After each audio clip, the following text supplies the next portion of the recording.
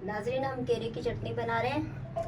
एक पाव हमने केरी ली थी, मैंने उसको कूट के रखा है। 20 ग्राम मेरे पास तेल है। 10-12 जब्बे लहसुन के हैं, मैंने 2-2 पीस कर लिए हैं, बीच में से लंबे लंबे स्लाइस काट लिए हैं।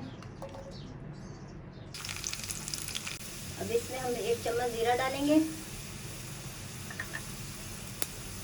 1 चम्मच अजवाइन डालेंगे,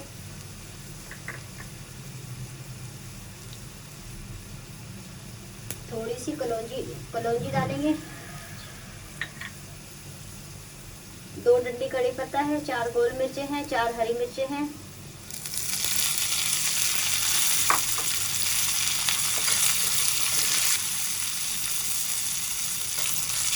खुशबू आने लग गई है मसालों की। अब हम ये डालेंगे, ये केरी है, मैंने मोटी मोटी कूट के रखी है। 1 पाव केरी ली थी, ये आधी रह गई है।